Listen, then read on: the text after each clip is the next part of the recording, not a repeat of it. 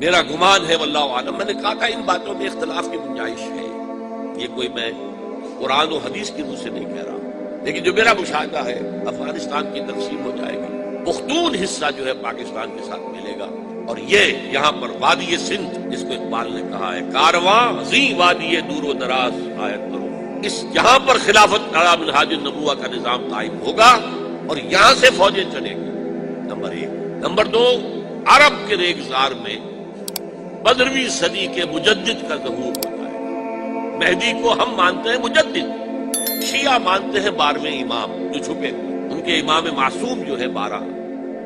ان میں سے آخری جو ہے وہ چھپے ہوئے ہیں غار میں 1200 برس سے، اور وہ ظاہر ہو گئی، یہ ان کا عقیدہ ہے، ہمارا نہیں۔ ہم سمجھتے ہیں جیسے ہر صدی میں اللہ مجدد بھیجتا رہا، اسی طریقے سے میرے گمان میں 15ویں صدی کے مجدد جو ہے وہ حضرت مہدی، ان کی حکومت جا کر یہ فوج قائم کرے گی، عربوں میں دم نہیں ہوگا، وہ اپنی عیاشیوں کی وجہ سے بالکل کھوکھلے ہو چکے، دولت کی فراوانی اور عیاشی۔ یہ بھی سننے میں آتا ہے دروغ پر گردن راوی کہ اگر کوئی فوجی قافلہ ان کا چل رہا ہوتا ہے تو وہ بجائے ٹرکوں میں بیٹھنے کے وہ اپنی کاروں میں بیٹھ کے ساتھ ساتھ چلتے ہیں، ٹرک خالی چل رہا ہوتا ہے، ٹرک کی سختی جو ہے، سخت سیٹ جو ہے برداشت کرنا ان کے بس کا ہوتی ہے۔ یعطون للمہدی، یعنی سلطان اس کی حکومت کو مستحکم، پھر حضرت مہدی کی طرف سے شروع ہوگا معاملہ جہاد، اور یہ سارا جو ملک چھوٹ ہم مسلمانوں کے ہاتھ سے نکل گئے تھے یہ واپس لے گئے۔ اس میں ایک کوشچن ہے جو میرے ذہن میں بہت عرصے سے تھا، جس کا کہ جواب اب مجھے سوچا ہے، اللہ عالم، یہ ساری باتیں میں کہہ رہا ہوں میرے گمان ہے، کیسے ہوگا کہ اتنی بڑی طاقت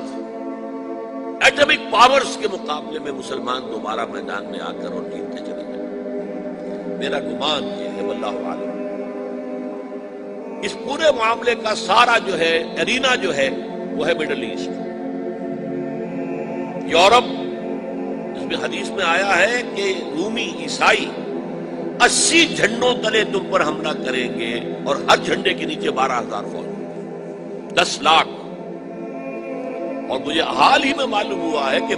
آج کل جو ایک ڈویژن ہوتا ہے وہ 12,000 کا ہوتا ہے، تو 80 ڈویژنز آرمی آئی، لیکن معلوم ایسا ہوتا ہے کہ روس، چائنا، جاپان اور میرے خیال میں انڈیا یہ نیوٹرل ہے، نمٹ لو آپس میں۔ ابراہیمی قوموں کا جھگڑا ہے نا کہ فلسطین کس کا ہے، مسلمان کہتے ہیں ہمارا ہے، یہودی کہتے ہیں ہمارا، عیسائی کہتے ہیں ہمارا، تو نمٹ لو، سیٹل یور سکورز، لیکن کوئی ویپنز آف ماس ڈسٹرکشن استعمال نہ ہو، اگر وہ ہوئے تو پھر ہم میدان میں آ جائیں۔ میرا گمان یہ ہے کہ ویپنز آف ماس ڈسٹرکشن استعمال نہیں کر سکیں گے، اور پھر جنگ کے اندر مسلمانوں کے ساتھ جیتنا ان کے لیے ممکن نہیں ہے۔ جن کو موت عزیز ہے، منحصر مرنے پہ ہو جس کی امید نا امیدی اس کی دیکھا جائے، اور وہ مرنے کو تیار نہیں ہے، وہ تو 40,000 فٹ کی بلندی سے نیزی کٹر پھینک سکتے ہیں، نیچے نہیں آئیں گے۔ اور جب نیچے کچھ اترے تھے تو جو حشر کیا تھا، تو جو بات کہی تھی رمزفیلڈ نے، ویری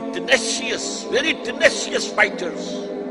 یہ افغان والے جو ہیں یہ تو چمٹ جانے والے ہیں، یہ ایسے جنگجو ہیں، ان سے جان چھڑانی مشکل ہے، جن کے لیے موت سب سے بڑی کامیابی ہے۔ شہادت مطلوب و مقصود مومن نہ مال غنیمت نہ کشور میں شاید مسلمانوں کا مقابلہ کر سکے، یہ ہے میرا گمان واللہ عالم۔ بہرحال پہلا مرحلہ کسی اجمی ملک میں جو میرے نزدیک پاکستان اور افغانستان پہ مشتمل ہوگا، خلافت کا نظام پہلے آئے،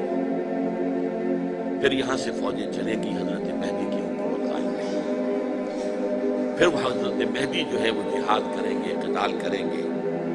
اور اس قتال کے آخری مرحلے پر حضرت عیسیٰ علیہ السلام بھی نازل ہو جائیں گے، اور غالباً ان کے ذریعے سے پھر جتنا الیکٹرانک ان کا حساب کتاب ہے وہ ختم ہو جائے۔ حضور نے فرمایا ان کی آنکھوں میں ایسی تاثیر ہوگی جہاں تک نگاہ جائے گی یہودی پگھل جائیں گے، کوئی بہت بڑا لیزر ہوگا اور ظاہر بات ہے کہ ان کے یہ ہتھیار جو ہیں ان کا مقابلہ تو مسلمان نہیں کر سکتے، اور نہ ابھی آپ کو 100 برس بھی یہ سوچ سکتے ہیں کہ کوئی مسلمان ملک اتنی ترقی کر سکتا ہے کہ ان کے مقابلے میں پہنچ جائے ہتھیاروں کے معاملے۔ تو یہ اصل میں جو شخص سراپا معجزہ تھا، حضرت عیسیٰ جو ہے سراپا معجزہ، پیدائش معجزہ، آسمان پر اٹھایا جانا معجزہ، خلق حیات، بنایا مٹی کا پرندہ پھونک ماری اڑنے لگا، احیاء موتا، مردہ کو کہا اٹھو قم باذن اللہ، اٹھ گیا چلنے لگا، مادرزاد اندھے کے آنکھ پر ہاتھ پھیری اور اس کو آنکھیں اللہ نے دے دی، کوڑی کے جسم پر ہاتھ پھیرا اور کوڑ صاحب، اس سے بڑے معجزے تو کسی کو دیے ہی نہیں گئے، سراپا معجزہ۔ وہی آ کر آخری جو بھی ہوگا معاملہ اس کے اندر حضرت عیسیٰ کی معجزاتی شخصیت جو ہے در حقیقت وہ فیصلہ ہوگا۔ میرے نزدیک یہ ہیں وہ چیزیں جس کی بنا پر میں سمجھتا ہوں کہ حالات جو ہے جدھر جا رہے ہیں، حضرت عیسیٰ کے آنے کے بعد 2 نتیجے نکلیں گے۔ عیسائیوں کا مذہب ختم ہو جائے گا، حدیث میں آیا ہے کہ عیسیٰ آئیں گے یکسر الصلیب و یقتل الخنزیر، صلیب کو توڑ دیں گے۔ کیا مطلب؟ کہاں تم صلیب اٹھائے پھر رہے ہو؟ میں صلیب لیا ہی نہیں گیا، یہ سب تمہارا ایک من گھڑت قصہ ہے، مجھے تو اللہ نے پہلے اٹھا لیا تھا، وما قتلوہ وما صلبوہ، صلیب ہی پر کھڑی ہوئی ہے عیسائیت ساری کی ساری، اور خنزیر کو قتل کر دی۔ خنزیر تم نے کیسے حلال کر لیا آپ نے؟ یہ کبھی اسلامی شریعت کے اندر موسیٰ کی شریعت میں حرام تھا، وہی موسیٰ کی شریعت میں تمہیں دے کر گیا تھا۔ Don't think I have come to destroy law, یہ لا تم پر نافذ رہے گا۔ گویا کہ عیسائی مذہب ختم ہو کر اسلام میں منتخب ہو جائے، یہودی ایک ایک ختم کر دیا۔ یہودی کیوں اس انجام کے مستحق ہیں؟ اللہ کا پرانا قاعدہ چلا آ رہا ہے، جس قوم کی طرف کسی رسول کو بھیجا، اگر قوم نے بحیثیت مجموعی رسول کا انکار کیا وہ ہلاک کر دیا۔ قوم نوح ہلاک ہوئی یا نہیں؟ قوم ہود، عاد ہلاک ہوئی یا نہیں؟ قوم سمود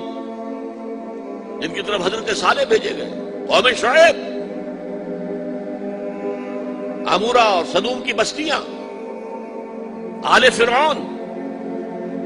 یہودیوں کی طرف حضرت عیسیٰ کو رسول بنا کر بھیجا گیا تھا، انہوں نے رد کر دیا، محمد رسول اللہ کو رد کر دیا صلی اللہ علیہ وسلم۔ یہ اس سزا کی مستحق ہو چکے ہیں،